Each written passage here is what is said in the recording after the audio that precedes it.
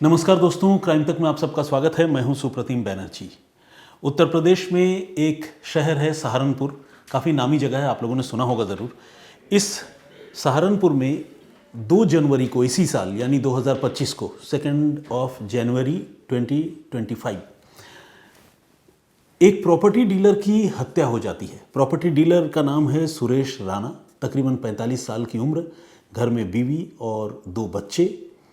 2 जनवरी की रात को तकरीबन 8 बजे जो इनका मकान है उसके ड्राइंग रूम में, मतलब बाहर वाले कमरे में, आप मतलब समझ सकते हैं जो आम भारतीय घर होते हैं उसमें वो ड्राइंग रूम भी होता है, लिविंग रूम भी होता है और बेड वगैरह भी लगे हुए होते हैं। तो बाहर वाले कमरे में जो है ये सुरेश राणा और उनका बेटा, ये 2 लोग अलग अलग बिस्तरों पर लेटे हुए थे। रात के 8 बजे की ये बात है। दरवाज़ा खुला हुआ था। अचानक दनदनाते हुए 2 लोग घर के अंदर चले आए और घर के अंदर आने के बाद उन्होंने पूछा, काका राणा किसका नाम है? इन 2 में से एक आदमी ने अपने चेहरे पर नकाब बांध रखा था, ओढ़ रखा था, और दूसरे आदमी का चेहरा खुला था। लेकिन न तो ये शूटर काका राणा को पहचानते थे और न काका राणा या घर के लोग इन शूटरों को जानते थे। काका राणा बेसिकली सुरेश राणा का ही उपनाम था, एलियस जिसे कहते हैं। तो जैसे ही शूटर्स अंदर आए और उन्होंने पूछा काका राणा किसका नाम है, तो ऑब्वियसली जिसका नाम होगा वो रिएक्ट करेगा। उसने कहा कि हाँ भाई बताओ। तो जैसे ही सुरेश राणा ने ये बात कही, उन शूटर्स ने बिल्कुल करीब से घर के अंदर काका राणा पर ताबड़तोड़ गोलियां बरसानी शुरू कर दी। उनको एक एक कर कई गोलियां लगी। उनका बेटा, जिसकी उम्र तकरीबन 14-15 साल की है, वो बिल्कुल हक्का बक्का रह गया और अपनी आंखों के सामने अपने पिता को उसने गोलियों से छलनी होते हुए देखा। वो दौड़कर मेन डोर को बंद करने गया ताकि इन शूटर्स को वो ट्रैप कर सके, पकड़ सके। कोशिश उस बच्चे ने की, लेकिन शूटर तो शूटर ठहरे, क्रिमिनल हैं और पूरी तैयारी से आए थे। उन्होंने इस लड़के को खींचकर दूसरी तरफ कर दिया और दरवाज़ा खोलकर अपना काम कर ये बाहर निकल गए।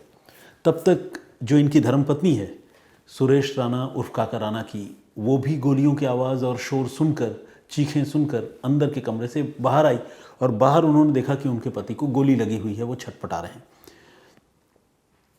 किसी ने सुरेश राणा को अटेंड किया और घर के 1-2 लोग उन कातिलों के पीछे घर से बाहर दौड़े। तकरीबन 200 किलोमीटर तक घर वालों ने पैदल ही कातिलों का पीछा किया और कातिल भी पैदल तकरीबन 200 किलोमीटर तक भाग कर गए और उसके बाद आगे गलियों में वो गायब हो गए। अब जो लोग सुरेश राणा का ख्याल रख रहे थे, गोली लगी हुई थी, उन लोगों ने और बाकी घर के लोग जो बाहर कातिलों का पीछा करने के लिए भी गए थे, जैसे सुरेश राणा की पत्नी हो और बेटा हो, इनमें से कोई एक गया था, ये सारे लोगों ने मिलकर सुरेश राणा को उठाया, उनको एक गाड़ी में बिठाया और लेकर गए अस्पताल। अस्पताल तकरीबन 12 किलोमीटर दूर था। गोलियां लगी थी, सिर में भी गोली लगी थी। बीच रास्ते में सुरेश राणा ने अपने बेटे से ये भी कहा, छोटे बेटे से, कि बेटा पानी पिला दो, बट अनफॉर्चुनेटली गाड़ी में पानी तक नहीं था। बेटा अपने पिता को पानी भी नहीं पिला पाया मौत से पहले। सुरेश राणा हॉस्पिटल पहुँचे, ले जाए गए, लेकिन अस्पताल में उनकी मृत्यु हो गई, जान नहीं बची। और इस तरह से सहारनपुर के एक प्रॉपर्टी डीलर सुरेश राणा का 2 जनवरी 2025 को घर में घुसकर कुछ शूटर्स ने कत्ल कर दिया। बहुत संगीन और बहुत ही बड़ा मामला था। पुलिस को जब इसकी खबर मिली, पुलिस मौका वारदात पर पहुंची, हॉस्पिटल भी गई, शव को कब्जे में लिया, पोस्टमार्टम करवाया। मौका वारदात पर पहुंचने के बाद पुलिस ने घर वालों से बातचीत की, पूरे सीक्वेंस को समझा। ये वही सीक्वेंस था जो मैंने अभी आपको सुनाया, बताया। और पुलिस ने सीसीटीवी फुटेज एग्जामिन करने का फ़ैसला किया, लेकिन न तो घर के ड्राइंग रूम में, न तो उस मोहल्ले की गली में, और न ही आगे दूर सड़क तक कहीं पर भी कोई सीसीटीवी कैमरा नहीं था। तो ऐसे में ये जो शूटर्स थे, उनकी कोई भी तस्वीर किसी भी सीसीटीवी कैमरे में, कम से कम उस टेरिटरी में जिस जगह ये हत्या हुई, उस जगह कम से कम किसी भी कैमरे में उनकी तस्वीरें कैद नहीं हुई। लेकिन पुलिस को जांच तो करनी थी, तो पुलिस ने उसके आगे जहाँ तक मान लीजिए पूरी गली है या जो मोहल्ला है उसके बाहर का भी एरिया है, वहाँ से भी शूटर्स को भागना है। तो पुलिस ने बाहर के इलाकों में फिर सीसीटीवी फुटेज की स्कैनिंग शुरू की और इस तरह से स्कैनिंग करने के बाद पुलिस को कुछ सीसीटीवी फुटेज नज़र आए और उन सीसीटीवी फुटेज में भी जो है पुलिस ने कुछ बदमाशों को भागते हुए देखा। शायद उनकी गाड़ी कुछ और आगे खड़ी हो, पार्क हो, उस गाड़ी तक जाने के लिए ये लोग दौड़ रहे थे। तो दौड़ती हुई कुछ तस्वीरें इनके दौड़ते हुए मोहल्ले से बाहर के कुछ सीसीटीवी कैमरों में कैद हुए थे। तो सहारनपुर पुलिस ने उन तस्वीरों को कलेक्ट किया और कलेक्ट करने के बाद बहुत बारीकी से उन शूटर्स की पहचान करने की कोशिश की। अब पुलिस जब इनकी पहचान करने की कोशिश कर रही थी तो पुलिस अपने तौर पर तो इनको पहचानने की कोशिश कर ही रही थी। जो पुराने क्रिमिनल हैं और जो इस तरह का सुपारी किलिंग करते हैं, पैसे लेकर किसी की जान ले लेते हैं, पुलिस ने वैसे पुराने शातिर बदमाशों से भी बातचीत की और सीसीटीवी कैमरे में कैद इन शूटर्स की तस्वीरें उनको भी दिखाई। और पुलिस की इस मेहनत का नतीजा ये हुआ कि एक दो शूटर जो है उनकी पहचान हो गई और ये जो शूटर थे इनकी जो पहचान हुई, इनकी पहचान हुई। एक का नाम सीपी था, पुलिस को पता चला। एक शूटर था जिसका नाम था गट्टू और इसके अलावा और दो शूटर थे, सोमवीर और विकास। इनको भी पुलिस वालों ने पहचान लिया। अब पुलिस ने इनकी तलाश शुरू की, लेकिन जब तलाश शुरू की तो जाहिर है इतनी भयानक वारदात इन्होंने की है तो ये कहीं रुकेंगे तो नहीं, भाग रहे थे लगातार। लेकिन तकरीबन 4 से 5 दिनों के बाद पुलिस को एक शूटर तक पहुंचने में कामयाबी मिल गई। इस लड़के का नाम था विकास। विकास को पुलिस ने अरेस्ट कर लिया। अब पुलिस को ये उम्मीद बन गई कि इस मामले का जल्द ही खुलासा हो जाएगा और बाकी के जो भी लोग हैं वो भी गिरफ्तार होंगे, मास्टरमाइंड को भी पकड़ लेंगे। ये पुलिस को उम्मीद बंधी और जो बहुत लाजमी सी बात है। विकास से जब पूछताछ हुई तो विकास ने, चूंकि वो इस साजिश में शामिल था तो उसे पूरी साजिश का पता था, उसने पूरी कहानी पुलिस को खुलकर बता दी। विकास ने यह बताया कि जिस दिन यह घटना हुई उस दिन इस शूटआउट को अंजाम देने के लिए हम 4 लोग गए थे, सीपी, गट्टू, सोमवीर और मैं। तो सोमवीर और मैं, हम दोनों बाहर खड़े थे बेसिकली गार्ड के लिए या पहरा देने के लिए कि कोई और आदमी वहाँ ना पहुँचे, ये शूटआउट का जो काम उनको करना है वो किसी वजह से फेल ना हो जाए, कहीं ऐसा ना हो वो पकड़े जाए। तो इसलिए वो बाहर जो है गार्ड के तौर पर विकास और सोमवीर वो दोनों खड़े थे और अंदर सीपी और गट्टू अंदर गए थे और इन्हीं दोनों ने मिलकर जो है फायरिंग की थी और सुरेश राणा की इन्होंने जान ली। ये तो बात समझ में आ गई कि ये 4 शूटर्स थे और 4 में से एक को पुलिस ने पकड़ लिया, 3 अभी फरार थे। और ये भी पता चल गया कि इन 4 ने सुपारी लेकर किसी के इशारे पर यह कत्ल किया था। लेकिन कत्ल किसने किया, ये अपने आप में एक बड़ा सवाल था जिसका जवाब विकास को देना था, क्योंकि विकास अब पुलिस के हत्थे चढ़ चुका था। विकास के पकड़े जाने से पहले इस मामले में एक ट्विस्ट आया, या इस मामले की तफ्तीश को एक दिशा मिली। दिशा क्या थी? दिशा ये थी कि ये जो सुरेश राणा है, इनका अपने साले के साथ ज़मीन जायदाद को लेकर, प्रॉपर्टी को लेकर झगड़ा चल रहा था। सुरेश राणा खुद प्रॉपर्टी डीलर हैं, तो प्रॉपर्टी से लगाव भी होगा, आप समझ सकते हैं। उसका अपने ही साले के साथ विवाद चला रहा था और यह विवाद कुछ इतना ज़्यादा था कि जब जनवरी 2025 को सुरेश राणा की हत्या हुई, उससे तकरीबन 1 साल पहले सुरेश राणा ने अपने साले के साथ विवाद के चलते वो इतना परेशान हो गया था कि उसने खुद को कमरे में बंद कर लिया था और अपनी ज़िंदगी फंदा लगाकर ख़त्म करने की कोशिश की थी। तब घर वालों ने जब ये रियलाइज़ किया कि सुरेश राणा कमरे के अंदर बंद हो चुका है, उसने फंदा लगा लिया है, तो घर वालों ने फ़ौरन पुलिस को फ़ोन किया था। ये 1 साल पुरानी बात है, मतलब साल 2024 की बात है ये। तो उस समय पुलिस की टीम ने भी कमाल का काम किया। 2 पुलिस वाले जो पास ही ड्यूटी पर तैनात थे वो फुर्ती से इनके घर आए और उन पुलिस वालों ने दरवाज़ा तोड़ दिया। हालांकि मैं एक सीरियस घटनाक्रम आपको बता रहा हूँ, लेकिन मुझे याद आ गया वो सीआईडी का वो शॉट जो अक्सर सीआईडी सीरियल में आता था कि दया दरवाज़ा तोड़ दो। तो पुलिस वालों ने कुछ उसी तरह से दरवाज़ा तोड़ा, कंधे से और पैरों से चोट मारकर, धक्के मारकर, और सुरेश राणा को फंदे से नीचे उतारा। जान बाकी थी, अस्पताल ले जाया गया और ज़िंदगी बच गई। इस तरह एक ज़िंदगी बची सुरेश राणा की। लेकिन इससे ये भी पता चला, ये भी साबित हो गया कि साले के साथ बहुत तेज़, बहुत तीखा विवाद सुरेश राणा का था, जिसकी वजह से ये घटना हुई। और जब सुरेश राणा की इस बार हत्या हो गई तो जाहिर है घर के सारे लोगों को यही लगा कि ये हत्या जो है ज़रूर सुरेश राणा के साले ने ही करवाई होगी। यहाँ तक कि सुरेश राणा की पत्नी, जो साले की बहन है, सगी बहन, उसे भी ये लगा कि मेरे भाइयों ने मेरे पति की हत्या कर दी, मेरा सुहाग उजाड़ दिया। उन्होंने पुलिस से ये शिकायत भी की, शक भी जताया।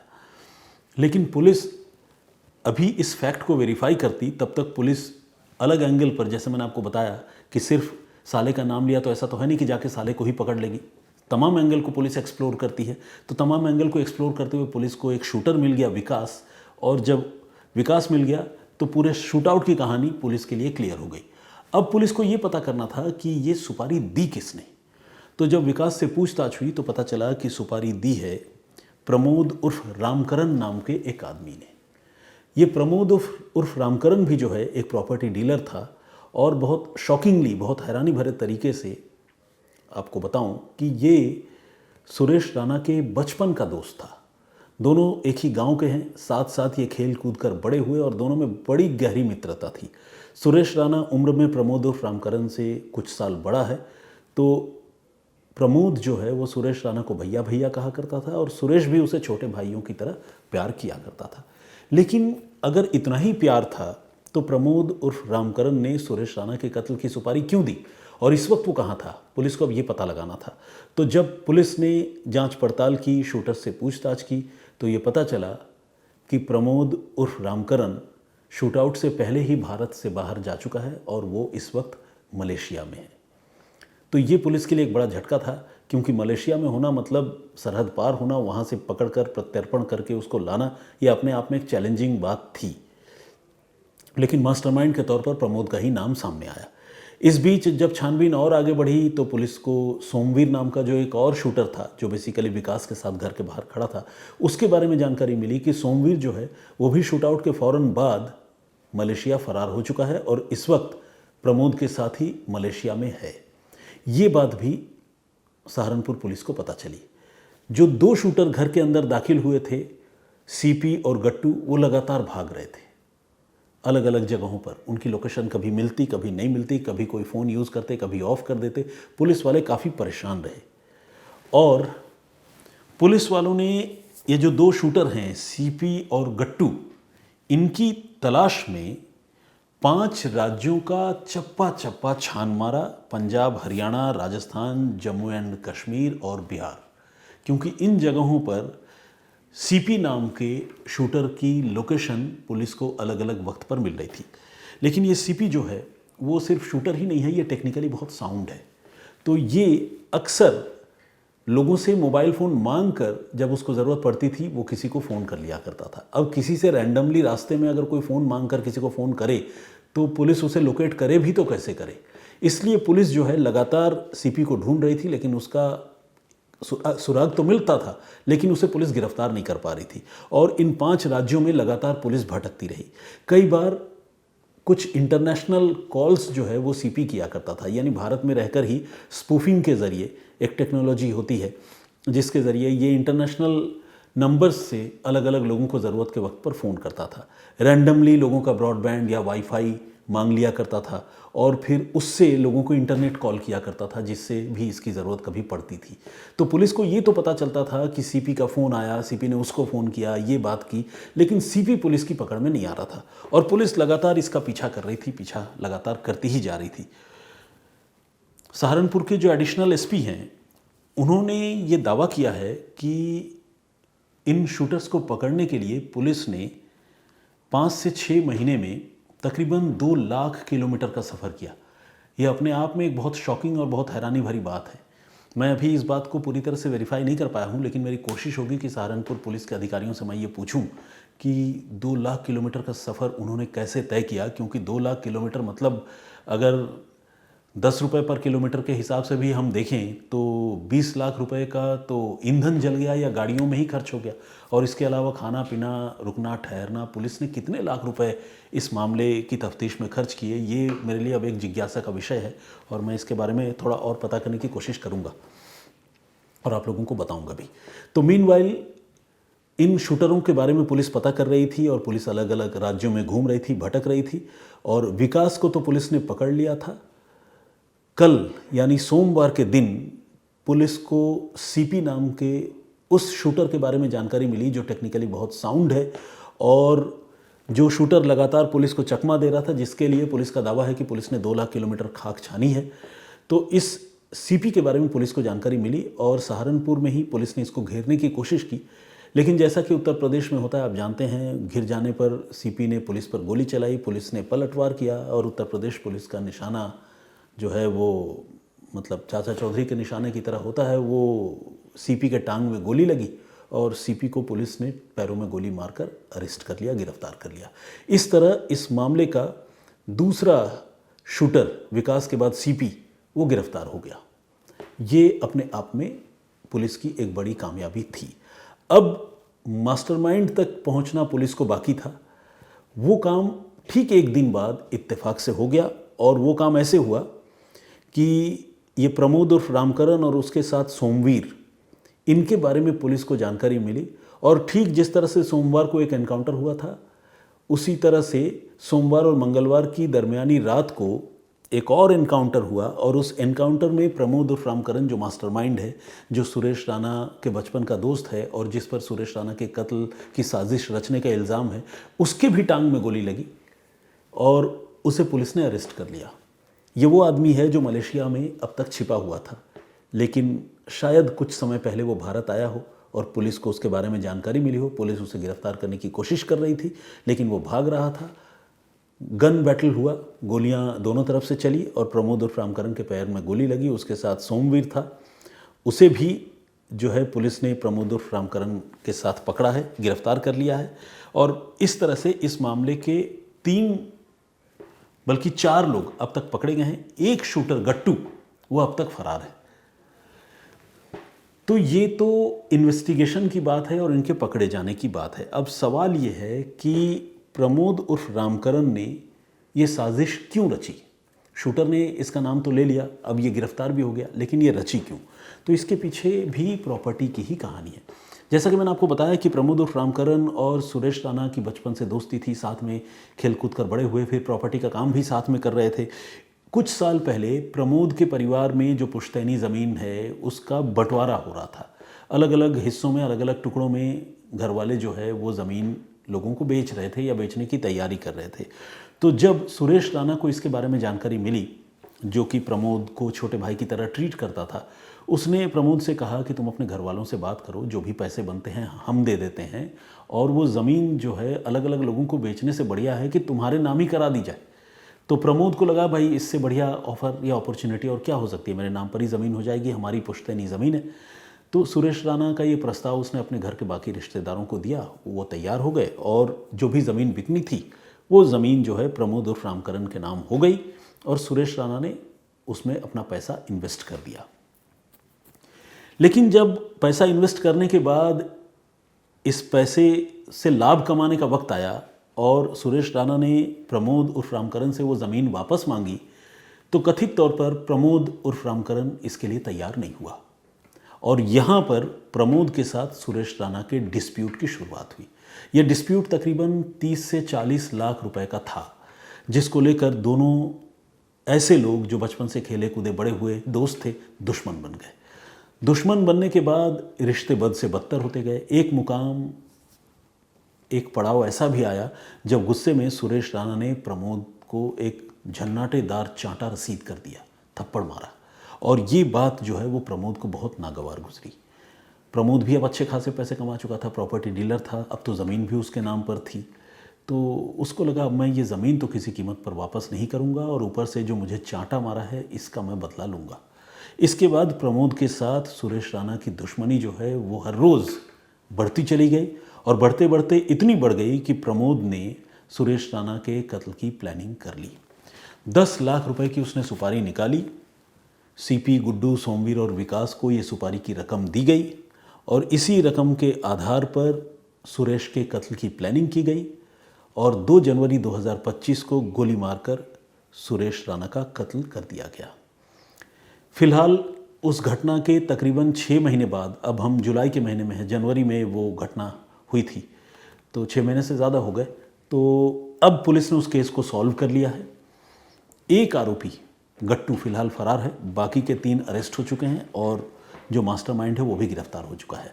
तो इस तरह से पुलिस इस केस को सुलझा चुकी है और सारी साजिश का भी खुलासा हो चुका है। ये पूरी कहानी थी। इस पूरे घटनाक्रम पर आप क्या सोचते हैं, आपका नज़रिया क्या है, प्लीज़ हमें कमेंट करके ज़रूर बताइएगा। आपके कमेंट्स का मैं बड़ा एहतराम करता हूँ, वो वैल्यू देता हूँ मैं उसको, क्योंकि ये 2 वे कम्युनिकेशन है। अच्छा लगता है जब आप बात करते हैं। तो कुछ कमेंट्स जो मेरी प्रीवियस स्टोरी में आप लोगों ने किए थे, आइए उनमें से कुछ कमेंट्स जो है मैं पढ़ने की कोशिश करता हूँ, कुछ लोगों के नाम पढ़ता हूँ। जगदीश चांडेगड़ा साहब हैं और ये कह रहे हैं कि भारत में ऐसी घटनाएं लगातार बढ़ती जा रही है। ये प्यार नहीं पागलपन है जो इलिसिट रिलेशन की वजह से लोग एक दूसरे की हत्याएं करा देते हैं। निवेदिता गुप्ता जी हैं, इन्होंने कहा है कि रोज़ कहानी सुनती ज़रूर हैं लेकिन सेम डे वो नहीं सुन पाती, बल्कि इनका थोड़ा मतलब इनके कहने का मतलब ये है कि एक आध दिन आगे पीछे हो जाता है। लेकिन इनका ये कहना है कि लकीली जो प्रीवियस डे था, येस्टरडे, इन्होंने मेरी कहानी जो है उसी दिन सुनी। इसके लिए भी उन्होंने मुझे कॉम्प्लीमेंट किया है और गॉड ब्लेस यू बोला है। Thank you very much. Kids drawing के नाम से एक आईडी है, उन्होंने कहा है कि पिता का जीजा जो है वो फूफा होता है। बेसिकली जो कहानी मैंने प्रीवियस डे आप लोगों को सुनाई थी, उस कहानी में एक फूफा का इलिसिट रिलेशन अपनी भतीजी के साथ था और इसी वजह से कत्ल की वो घटना हुई। तो उस पर इन्होंने कमेंट किया है। कंचन MS मसवूलर समथिंग के नाम से आईडी है। तो एनीवे सरनेम छोड़ता हूँ मैं फ़िलहाल तो, क्योंकि सरनेम और नाम सब क्लब होते हैं ना, तो पढ़ पाना मुश्किल होता है, जुड़ा हुआ होता है आपस में। तो कंचन का कमेंट है, बहुत स्वागत आपका। और इसके अलावा योगा विथ विकास हमारे रेगुलर लिसनर हैं, उन्होंने कमेंट किया है। मेरी आने का कमेंट है। उद्रेश बिंद का कमेंट है, बहुत दिनों के बाद इनका कमेंट आया, हमारे रेगुलर लिसनर हैं। सविता चौधरी जी ने कमेंट किया है। नवरीत रंधावा का कमेंट है, उन्होंने कहा है कि अब तक जितनी बार भी सुना है कि पति की मौत के बारे में सुनकर पत्नी बेहोश हो गई, पत्नी का रो रो के बुरा हाल है, वैसे मामलों में पत्नी ही जो है वो गुनहगार निकलती है। हो सकता है आपने जितनी बार सुना हो उतनी बार ऐसा हुआ हो, लेकिन मतलब क्योंकि लोग कोशिश करते हैं ना, प्रिटेंड करते हैं कि वो कभी पकड़ा ना जाए या पकड़ी ना जाए, इस तरह से लोग कोशिश करते हैं, तो इसलिए आपने ऐसी बातें सुनी होंगी। अशोक पटेल साहब ने भी कमेंट किया है और बहुत बहुत स्वागत आपका। इन्होंने ये कहा है कि 15 साल से गुंजा नाम की लड़की का अफेयर अपनी फूफा के साथ चल रहा था तो उसकी बुआ को पता नहीं चला। मुझे भी इस बात पर बड़ी हैरानी है, लेकिन सच्चाई ये है कि न तो फूफा के घर में किसी को इसके बारे में जानकारी थी और न ही गुंजा के अपने मायके में अपने माता पिता को इसके बारे में कोई जानकारी थी। तो एनीवे, आशा के नाम से एक हमारी दर्शक हैं, उन्होंने भी कमेंट किया है। उमेश भूंया जी झारखंड से हैं, रेगुलर लिसनर है हमारे पलामू से, उन्होंने भी कमेंट किया है, स्वागत है आपका। और इसके अलावा रेखा सिंह जी ने भी कमेंट किया है, बहुत स्वागत। सत श्री अकाल बैनर्जी जी, केवल कृष्ण सेठ कह रहे हैं, स्वागत आपका, बहुत बहुत धन्यवाद मेरी ओर से भी आपको सत श्री अकाल। योगेश धरने का कमेंट है। ब्रिजेंद्र सिंह जी रेगुलर लिसनर है हमारे। आर्याज दानी, पता नहीं नाम और सरनेम मैं ठीक पढ़ पा रहा हूँ या नहीं, लेकिन ये लिखा हुआ है। अमोल माली ने भी कमेंट किया है और उन्होंने विश्व गुरु भारत और तमाम चीज़ें लिखी हैं, तो ठीक है। कुलवंत सिंह जी का कमेंट है और इसके अलावा रणदीप शर्मा का भी कमेंट है और बाकी कुंदन जी का कमेंट है। बहुत बहुत स्वागत आपका। आप सारे लोगों ने कमेंट्स किए हैं और भी बहुत सारे लोगों ने कमेंट किए हैं। सबके नाम और कमेंट्स आप जानते हैं एक दिन में पढ़ना संभव नहीं है। मैं रैंडमली कमेंट पढ़ना शुरू करता हूं। कभी तो टॉप कमेंट का जो वो आता है यूट्यूब में ऑप्शन, उसके हिसाब से पढ़ता हूं, कभी न्यू कमेंट के हिसाब से पढ़ता हूं। तो कोशिश होती है कि बगैर किसी भेदभाव के कमेंट पढ़ूँ और जवाब दूँ, क्योंकि आप सारे लोगों का कमेंट मेरे लिए उतना ही वैल्यू कैरी करता है। फिलहाल मुझे इजाज़त दीजिए, अपना बहुत ख्याल रखिए, सुरक्षित रहिए। जय हिंद, जय भारत।